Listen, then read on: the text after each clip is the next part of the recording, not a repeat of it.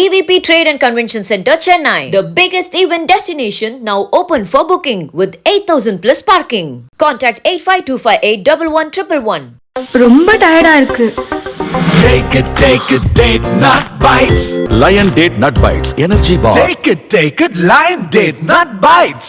வணக்கம் அன்பு நண்பர்களை, மீண்டும் உங்களை சந்திப்பதில் மிகுந்த மகிழ்ச்சி. இது நீங்கள் கேட்டவை நிகழ்ச்சி. இந்த நிகழ்ச்சி நம்மிடையே 3 நண்பர்கள் இருக்கிறார்கள்.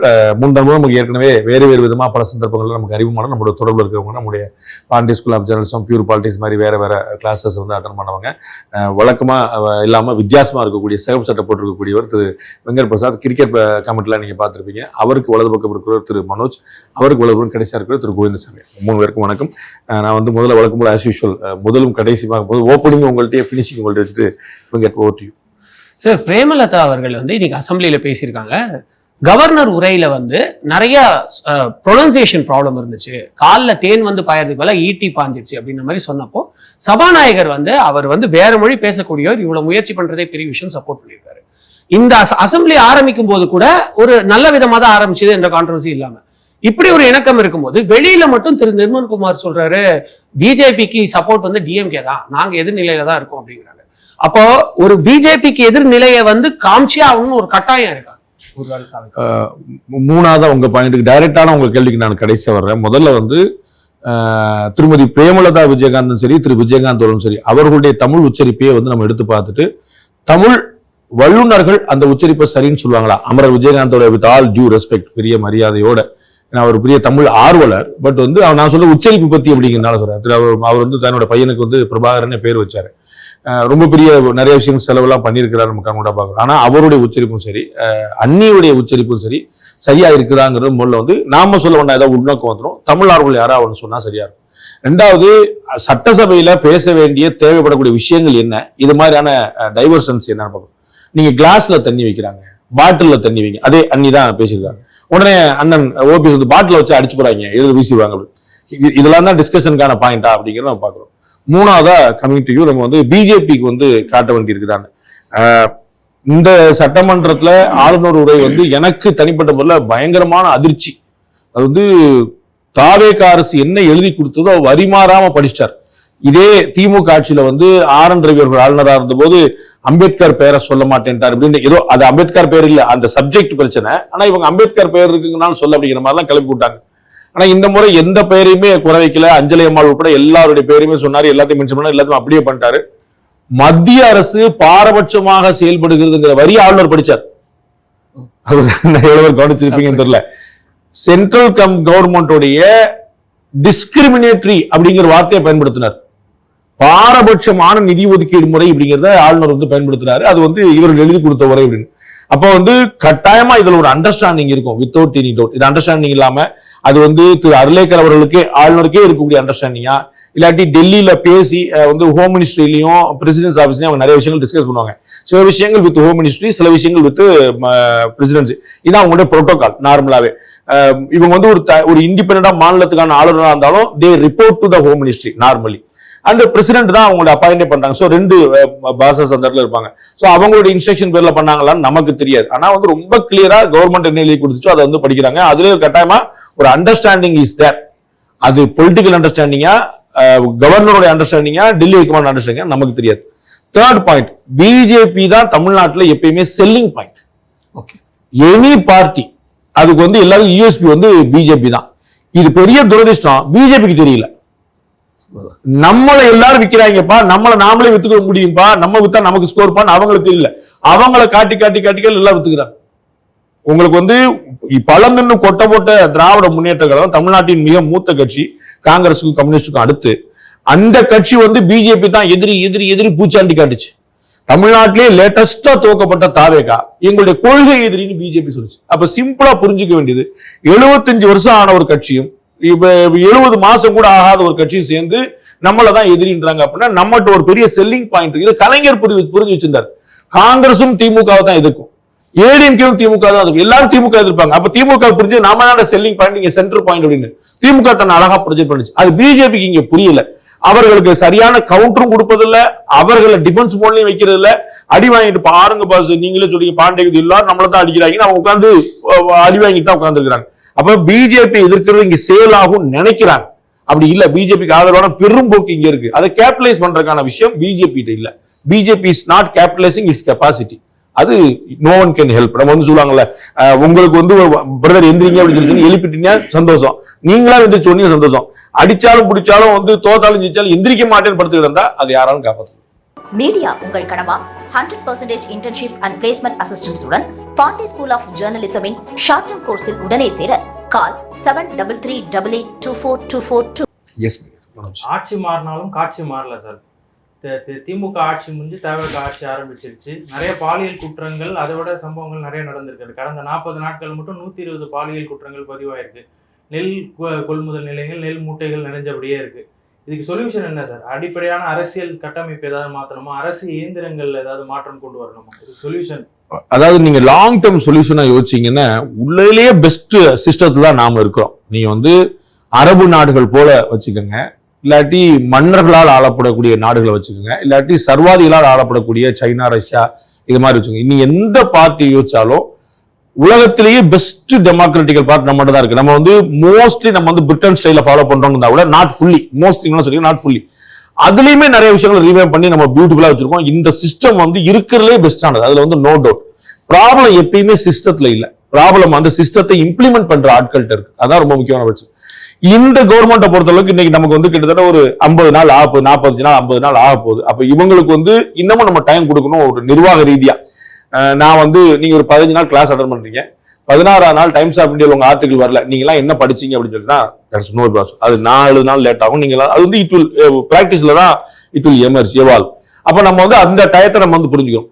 நம்பர்ஸ் கூட, நம்பர்ஸ் வந்து அலாமிங்கா இருக்கு, நோ டவுட். அப்ப வந்து நம்பர்ஸ் கூட இருக்குதா அப்படிங்கறத நீங்க டேட்டாவா தான் நீங்க எடுத்து பார்க்கணும், கம்பேர் பண்ணி தான் வச்சு பார்க்கணும். நமக்கு வந்து ஒரு கொலை நடந்தாலும் கொலை தான், 10 கொலை நடந்தாலும் கொலை தான். ஸோ வந்து போன பீரியட்ல 8 கொலை நடந்துச்சு, இந்த பீரியட்ல 7 கொலை தான் நடந்துச்சு அப்படின்னா நம்ம வந்து 6 அடைக்கு உதவுமே தவிர 7 உயிர்கள் தான் பரிபேருக்கு கேட்பாங்க. அதுல வந்து கொலை பண்ணணும். சோ இவர்கள் சரி பண்ணணும், எந்த குழப்பமும் இல்ல. சட்டம் ஒழுங்கு வந்து ஒரு பெரிய விஷயம். 2 விஷயம் தான் கவர்மெண்ட்ல ஒரு பெரிய ப்ராப்ளமா இருக்கு. ஒன்னு லா அண்ட் ஆர்டர், ஒன்னு மின்வெட்டு.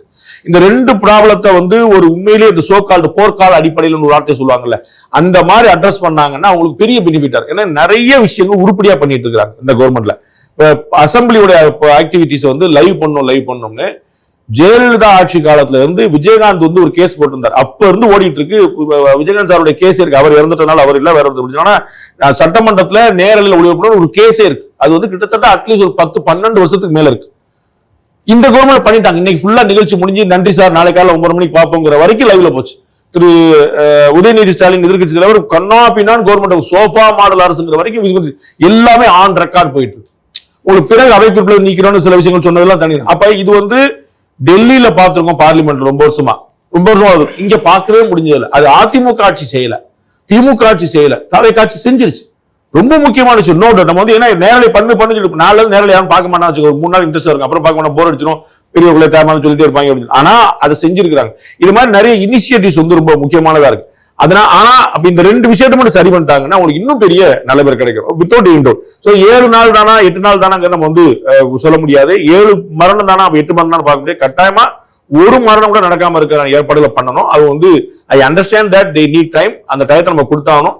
அதனால ஆட்சி மாறினாலும் காட்சி மாறலாம் அப்படிங்கிறத சொல்ல முடியாது. நம்ம நிறைய சிறுபொலித்தனமான விஷயங்கள்லாம் நடந்துட்டு இருக்கிற பாக்குறோம். எம்எல்ஏக்கள் எம்பிக்கள் இல்லாம நான் ஒன்றிய பிரதிநிதி, நான் குன்றிய பிரதிநிதி, நான் மாவட்டம் வட்டம் அப்படின்னு என்னென்னமோலாம் போட்டு ஸ்கூலுக்குள்ள போய் அங்க போய் இது யாரு தெரியுதா உங்களுக்கு, ஏன் போட்டோ எல்லாம் வைக்கல அப்படின்னு இதெல்லாம் வந்து செக்ஷன் ஒரு கிளாஸ் ரூம் நடக்கல போய் இடத்துல இந்த மாதிரி பயங்கரமான அட்ராசிட்டி வந்து திமுக கூட செய்யாது.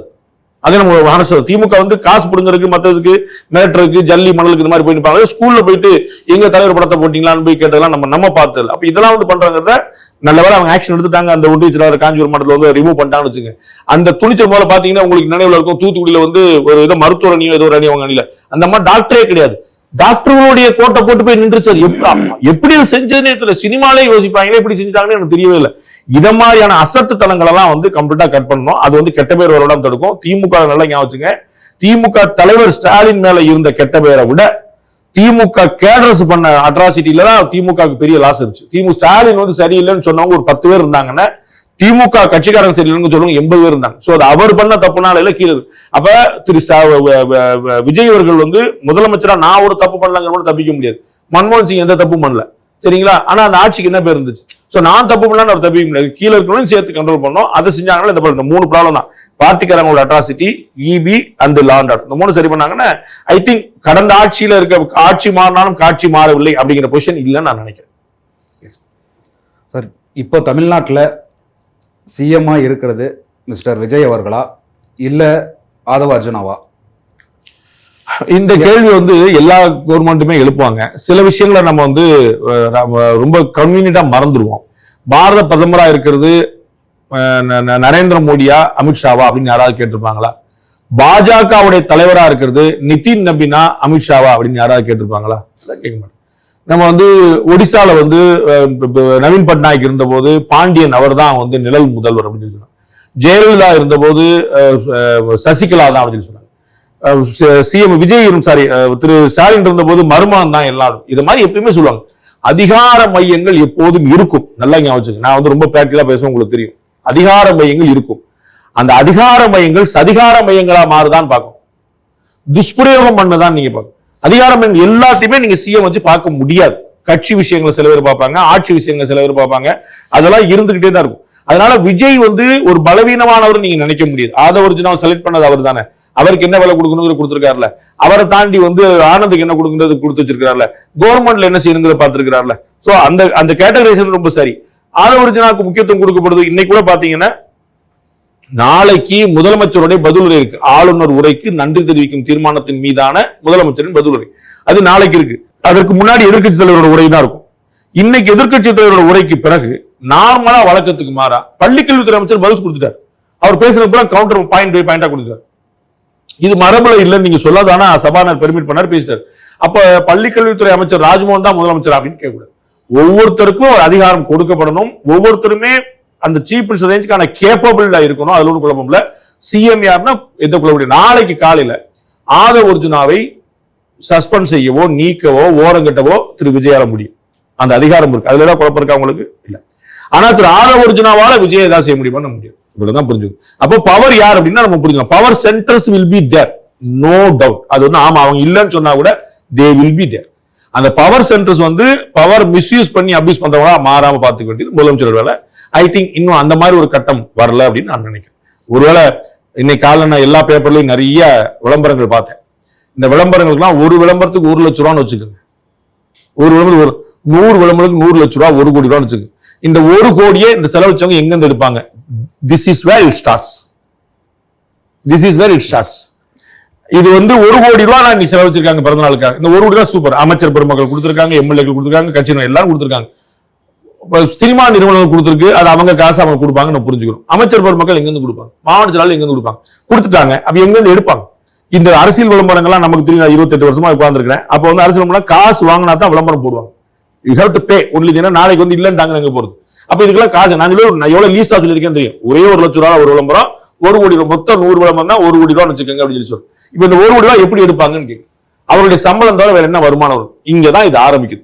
இது மாதிரி சின்ன சின்ன விஷயங்கள்ல முதலமைச்சர் கவனமா இருந்துட்டாருன்னா பவர் சென்டர்ஸ் நம்ம கவலைப்பட வேண்டியது இல்லை. 11 to 21 வரைக்கும் ஏடிஎம்கே ஆட்சியில் இருந்தது சார்.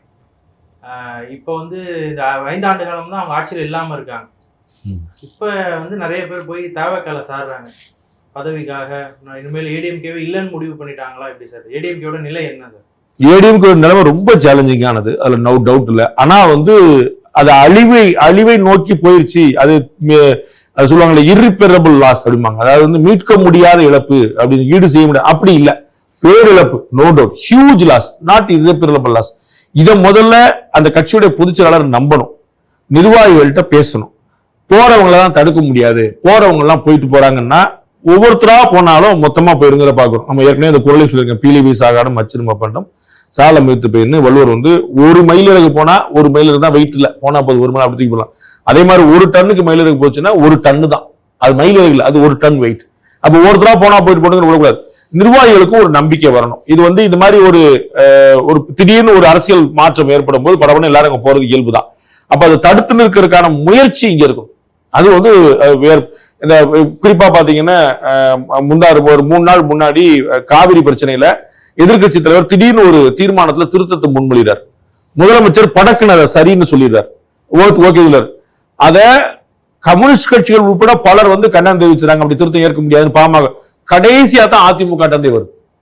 முதல்ல அதிமுக வந்திருக்கணும். நீங்க குறிப்பிட்டது போல அவர்கள் ஆண்ட கட்சி, அவர்கள் எதிர்கட்சியாக இருந்த கட்சி, சோ அவங்க வந்து எக்ஸ்பீரியன்ஸ் கட்சி. திரு எடப்பாடி பழனிசாமியும் புது அரசியல்வாதி கிடையாது. அப்ப இந்த முதல் திருத்தம் வந்து முதல் கண்டனம் யார்ட்ட வந்திருக்கும்? என்னங்க படக்குன்னு ஒண்ணு சொல்றாரு, நீங்க சடக்குன்னு ஒண்ணு எடுக்கிறீங்க, அது எப்படிங்க நாங்க வந்து ஓகேன்னு சொன்ன விஷயத்தை நீங்க எப்படிங்க அமெண்ட் பண்ணுவீங்க? அப்ப அதை அமெண்ட் பண்ணியது என்னன்னு படிச்சு காட்டுனீங்களா என்கிட்ட? எதிர்கட்சியில ஒரு திருத்தம் கொண்டு வர ஒரு கூட சேருங்க, என்ன உங்க 2 பேருக்கான பிசினஸ், அது சட்டமன்றத்துக்கான பிசினஸ்ங்க. அப்ப நீங்க என்ன மாத்துனீங்கன்னு அவர் சொன்னாரா? நீங்க என்ன சேர்த்துனீங்கன்னு சொன்னீங்களா? அந்த வரி எங்கிட்ட படிச்சு காட்டுனீங்களா? அப்ரூவல் வாங்கினீங்களா? நீங்க மாதிரி அதை சேர்த்துக்கிடுவோம்னு சொல்லி சேர்த்தாச்சு, எல்லாம் ஏற்க ஏற்போ ராமன் முடிச்சிட்டீங்க. அது என்ன? அதை முதல்ல யார் சொல்லியிருக்கணும்? எதிர்கட்சி சாரி அதிமுக திரு எடப்பாடி பழனிசாமி சொல்லியிருக்கணும். இது மாதிரியான விஷயங்கள்லாம் மிஸ் பண்றாங்க. அவர்கள் இந்த கட்சி பொழச்சுருங்கிற நம்பிக்கை வந்தா அவங்க ஏன் வெளியே போறாங்க? அப்ப இந்த கட்சி வந்து அவநம்பிக்கையின் கூடாரமா மாறி இருக்கு. அப்ப அதை நிர்வாகிகளும் இன்னைக்கு பாருங்க, அதிமுக வெளிநடப்பு பண்றாங்க, ஒரு 4 பேர் வெளிநடப்பு பண்ணல. அதுல ரொம்ப முக்கியமா திரு வேலுமணி இருக்கிறார். அவர் ஒரு முக்கியமான தலைவர், ஒரு செல்வாக்கு மிக்க 4 பேர்ல இன்னொரு முக்கியமான தலைவர் இருக்கிறார். இவங்க எல்லாம் வந்து தே ஆர் இன்ஃப்ளூயன்ஸ்டு. இவங்க தனியா மட்டும் போவாங்க நிர்வாகம் முடியாது, இவங்க இன்னும் 2 பேரை கூட்டு போறதுக்கான ஒரு ஆபத்து இருக்கு. அப்ப திரு எடப்பாடி பழனிசாமி வலியுறுத்துகிற ஒரு வெளிநடப்பை திரு வேலுமணி ஏன் மேற்கொள்ளல? அப்ப திரு சி விஜயபாஸ்கர் வந்து தாவேக்கா போறான்னு தெரிஞ்சு போச்சு. திரு சி வி சண்முகம் அதிருப்தியில் இருக்காருன்னு தெரிஞ்சு போச்சு. அவர் திரும்பி இந்த பக்கம் செட் ஆகல, இன்னமும் கேள்விதான் அனுப்பிட்டிருக்காரு. திரு வேலுமணி வந்து இல்ல நான் வெளிநடப்புக்கு வரமாட்டேன் உங்க கூட உட்கார்ந்து இருக்காரு. அப்ப வந்து இன்னமும் அதிகமா காத்துட்டு இருக்காங்க. இன்னைக்கே பாத்தீங்கன்னா 47 பேர் வென்றதுல 5 பேர் வெளியே போயிட்டாங்க. இன்னமும் காத்திருக்காங்களான்னு கேள்வி. அப்ப 47 வென்று இன்னைக்கு 42 அவங்க ஸ்ட்ரென்த் இருக்கு. அது இன்னும் எவ்வளவா போய் முடியும்னு தெரியல. அப்ப இது வந்து ஒரு கேப்டனா, ஒரு பைலட்டா திரு எடப்பாடி பழனிசாமிக்கு ஒரு மேஜர் ரோல் இருக்கு. எல்லா நிர்வாகிகளுக்குமே ரோல் இருக்கு. அவருக்கு மேஜர் ரோல், டாப் பொசிஷன் அவர் தான் இருக்கு. யார் கப்ப வாங்கினாலும், யார் ஜெயிச்சாலும் அவர் தான் கப்ப கொடுக்க போறாங்க. இன்னைக்கு அது அதிமுக ஜெயிச்சிருந்தா அவர் தான் முதலமைச்சரா இருக்க போறாரு. அப்ப அதிமுக 2வது இருந்து அவர் தான் எதிர்கட்சி தலைவராக இருப்பாரு. அப்ப அதிமுக தோத்துல ஒரு பெரும் பொறுப்பு அவருக்கு தான் எடுக்க வேண்டியிருக்கு. அப்ப எல்லாமே சேர்ந்து தான் கொண்டு போகணும். அதுல அவருக்கு பெரும் பொறுப்பு இருக்குன்னு பாக்கணும். அது அவரும் உணரணும், கீழே இருக்கணும் உணரணும். அது வந்து அது ஒரு ஸ்டாப் கேப் அரேஞ்ச்மெண்ட் உடனடியாக தேவைப்படுது.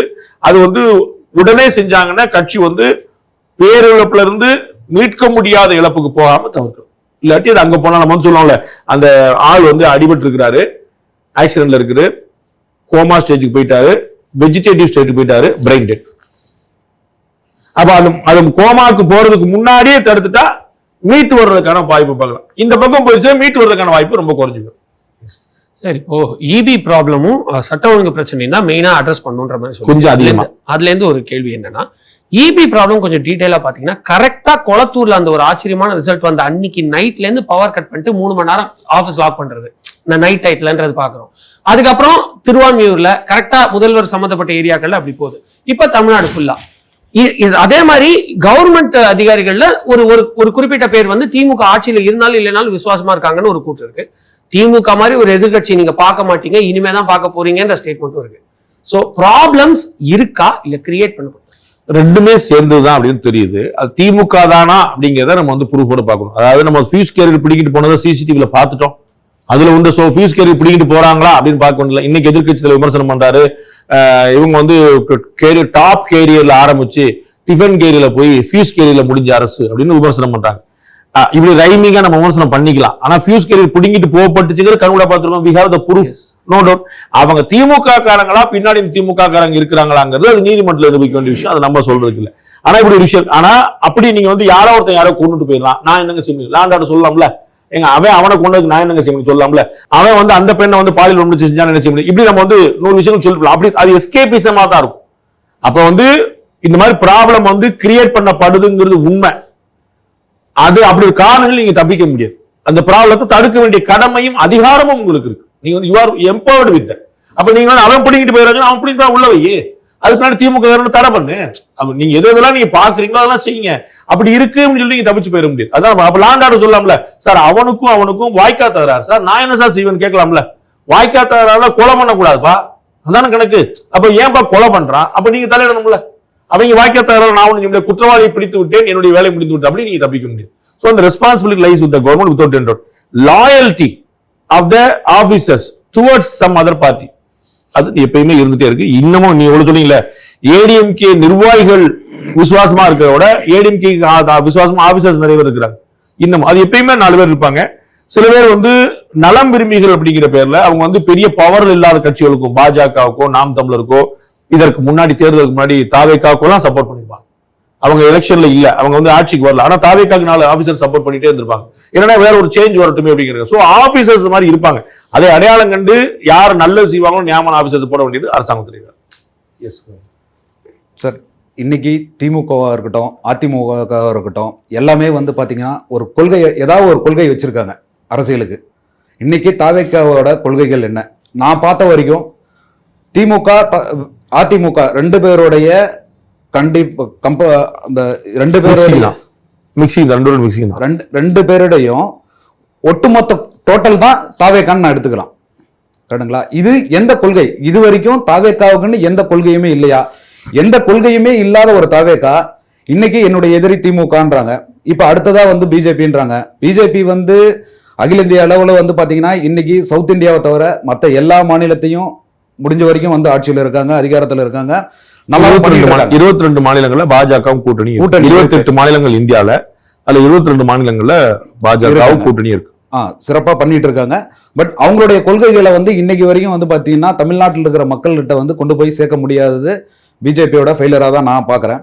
ஆனா தாவேக்காக்குன்னு எந்த ஒரு கொள்கையுமே இது வரைக்கும் வந்து பார்க்க முடியல. தாவேக்காவோட கொள்கை தான் என்ன? ஒரு தனிப்பட்ட ஒரு நபருடைய என்ன சொல்றது, அந்த ஃபெமிலியர் பாப்புலாரிட்டி மட்டும் இருந்தா தமிழகத்துல ஜெயிச்சிட முடியுமா? தமிழக மக்கள் வந்து அந்த அளவுக்கு வந்து ஒரு ஃபெமிலியர் ஃபேஸ் பார்த்து மட்டும்தான் ஓட்டு போடுவாங்களா? அது ஒரு முக்கியமான காரணம். அது ஒரே காரணம் இல்ல. That's the main reason, not the only reason. Popularity வந்து முக்கியமான விஷயம். நோட் சீமான் வந்து கரடியா கத்திட்டு இருக்காரு, பாலிசி பேசுறாரு, ஐடியாலஜி வச்சிருக்காரு, கொள்கை வச்சிருக்காரு, எவ்வளவு ஓட்டு போட்டாங்கன்னு பார்க்கணும். அதனால வந்து ஒரு முகத்தை பார்த்து ஓட்டு போற பழக்கம் இருக்கு. நான் ரொம்ப வருஷமா சொல்லிட்டு இருக்கேன். ஐடியாலஜியை விட இண்டிவிஜுவல் வந்து ரொம்ப பெருசு அப்படிங்கறத நம்ம வந்து பார்வை பார்த்துருக்கோம். ஐடியாலஜியை தாங்கி நிற்க இண்டிவிஜுவல் தான் வந்து காலத்துக்கு தேவை. உங்களுக்கு புரியல? நரேந்திர மோடி மாதிரி பாஜகவுடைய கொள்கை, நரேந்திர மோடி மாதிரியான ஒரு தலைமை. அப்ப வந்து அது முகம் வந்து நீங்க பார்த்து நிறைய பேர் சொல்லுவாங்கல்ல, நான் பிஜேபி கிடையாது ஆனா மோடி பிடிக்கும், நிறைய பேர் சொல்லுவாங்கல்ல. அந்த மாதிரி வந்து அப்ப இண்டிவிஜுவல் முக்கியமா இருக்கு. சோ இண்டிவிஜுவலே இல்ல, கொள்கை மட்டும் போனா கம்யூனிஸ்ட் மாதிரி நிற்பாங்க. கம்யூனிஸ்டுக்கு ஒரு சித்தாந்தம் இருக்குது, ஆனா முகம் இல்ல. புரியுங்களா? இதுக்கு பிஜேபிக்கு வந்து சித்தாந்தம் இருக்கு, முகம் இருக்கு, பீக்ல வந்து நிக்கிறாங்க. தாவேக்காக்கு வந்து முகம் இருக்கு, சித்தாந்தம் இல்ல. நீங்க கேக்குறீங்க DMK plus ADMK is equal to டிவிகேவான்னு. நான் சொல்றேன் DMK is equal to ADMK is equal to TVK. எல்லாமே ஒண்ணுதான். there is no ideological difference. ADMK DMK கொள்கை முரண்பாடு ஒண்ணு சொல்லுங்க. நீங்க தாவேக்காக்கு என்ன புது கொள்கை இருக்குன்னு கேட்டீங்கல்ல, அதிமுக என்ன புது கொள்கை இருக்குது? அதே மும்பை கொள்கை, அதே நவோதயா ஸ்கூல், அதே ஒன்றிய அரசு, அதே ஹிந்தி திணிப்பு, அதே நீட் எதிர்ப்பு, எல்லாமே ஒன்னா தான் நினைப்பாங்க. எங்கேயுமே மாத்த மாட்டாங்களே. அவங்க டிஎம்கே என்ன வகையில மாறுபடுவாங்க நினைக்கிறீங்க? அதெல்லாம் மாத்தவே மாட்டாங்க. சொல்லும் போது கொஞ்சம் மைல்டா சொல்லிக்கிடுவாங்க. ஏன்னா தேசிய கட்சியோட கூட்டணி இருக்கிறாங்க, மைல்டா சொல்லிக்கிடுவாங்க, அவ்வளவுதான். டிஎம்கே கொஞ்சம் அங்க ரெண்டும் ஒண்ணுதான் சொல்லுவாங்க. அதே தான் தாவேக்கா. நான் இது வந்து தாவேக்கா ஆரம்பிச்சு கொடி அறிமுக நாள்ல இருந்து சொல்லிட்டு இருக்கிறேன்.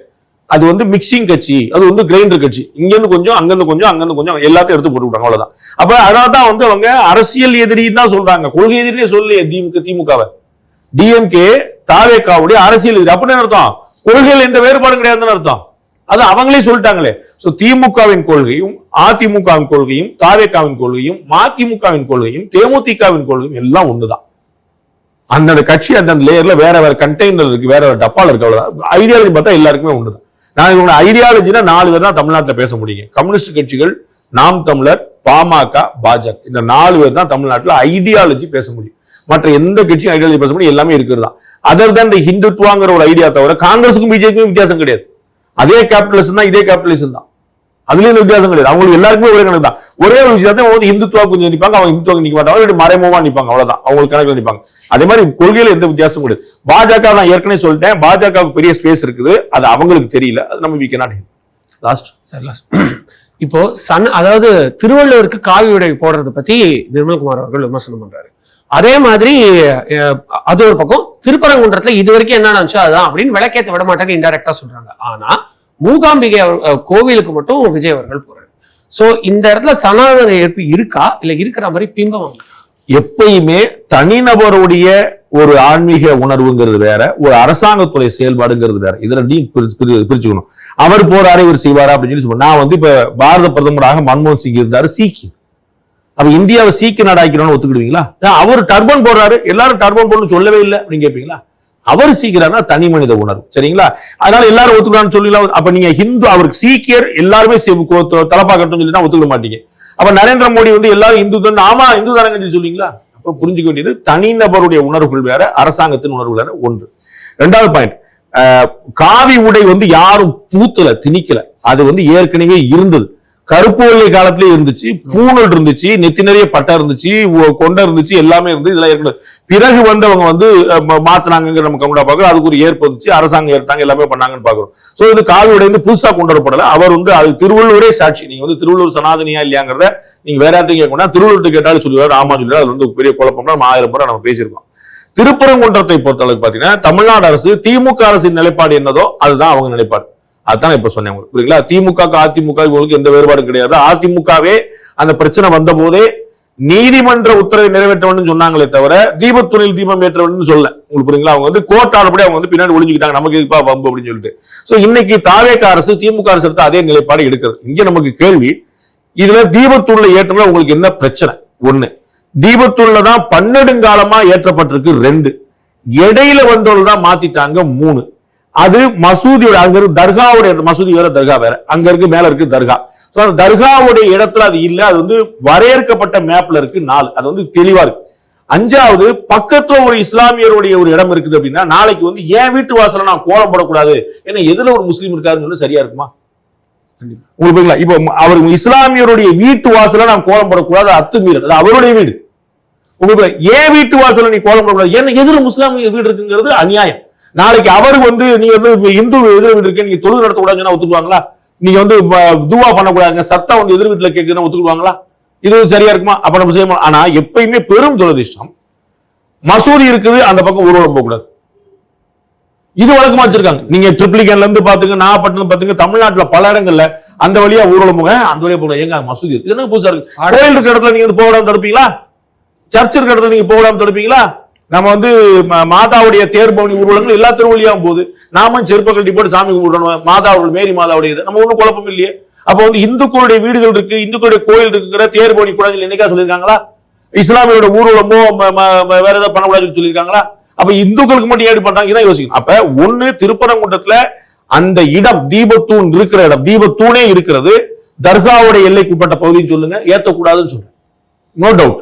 அங்க பக்கத்துல அது இருக்குங்கனால என்ன அர்த்தம்? அது இதற்கு முன்னாடி எப்போதுமே ஏற்றப்பட்டதுன்னு சொல்லுங்க, புது பழக்கம் வேண்டாம்னு சொல்றேன். எனக்கு ஒன்றும் பிரச்சனை இல்லை. நீங்க புதுசா கிரியேட் பண்ணாங்க சார். 150 வருஷமா நம்முடைய உரிமை பறிக்கப்பட்டிருந்துச்சு. அப்ப என்ன சொல்றீங்க? 150 வருஷமா பறிக்கப்பட்டாச்சுலப்பா, அப்புறம் மிச்சத்துக்கு சண்டைக்கு வர அப்படியே பழகிக்கோன்னு என்ன அர்த்தம்? எப்ப உரிமை பறிக்கப்பட மீட்கப்படணும்ல. காவிரி பிரச்சனை இல்ல, தமிழ்நாட்டுக்கு உரிமை எல்லாம் பண்ணிட்டு இருக்காங்க. பழகிச்சுல விடுங்க சார் அப்படின்னு சொல்லி விடலாமா? எங்க அண்ணியார் சொன்ன மாதிரி தண்ணீரை அடைஞ்சிருவோம். நம்ம பிரேமலதா சொல்றாங்க, நம்ம தண்ணீரை அடைஞ்சிருவோம். அப்ப தண்ணீரை அடைஞ்சிருவோம், அப்ப காவிரி வேண்டாமா? நான் தண்ணீரை அடையினேன், அடையாம போறேன். காவிரி தண்ணீருடைய உரிமை உங்களுக்கு புரியுங்களா? நீங்க குடிக்கிறீங்களா அடிக்கிறீங்களா மேட்டர்ல, உங்களுடைய சம்பளம் உங்களுடைய உரிமை. அது உங்களுக்கு சம்பளம் கொடுத்தா நீ குடிக்கிற ஒரு சம்பளம் கொடுக்க மாட்டேங்க, தட்ஸ் யுவர் ரைட். அப்ப நான் வந்து இந்த நான் 150 வருஷமா பழகிட்டீங்க அப்படிங்கிறத நீங்க தொடர்ந்து பண்ணணுமா? அது என்னுடைய உரிமை. யாரோ சிலர் வந்து பண்ணி சுதந்திரத்துக்கு முன்னாடி பண்ணி என்னுடைய உரிமையை பறிச்சிருக்காங்க, விளக்கத்தோட பண்ணிருக்காங்க. அப்ப நான் வந்து இப்பயும் கண்டிப்பா பண்ணா அப்ப சுதந்திரத்துக்கு முன்னாடி ஆட்சிக்கு இப்ப என்ன வித்தியாசம் இருக்கு? அப்ப தமிழ்நாடு அரசு எடுக்கக்கூடிய நிலைப்பாடு அரசியல் ரீதியானது, ஓட்டுக்கானது. திமுக பின்பற்றிய அதே பாதை. ஓட்டுக்காக மத உணர்வுகளை புண்படுத்தினால் திமுக நேர்ந்த அதே தான் யாருக்கும் நடக்கும். All fine, all fine. நிறைய கேள்விகள், நிறைய பதில்கள். இது போன்ற ஒவ்வொரு கேள்விக்கும் பதில நம்ம வந்து தேடி பார்த்து முயற்சி பண்ணோம். மீண்டும் இன்னொரு நிகழ்ச்சி சந்திப்போம். அதற்கு நன்றி, வணக்கம்.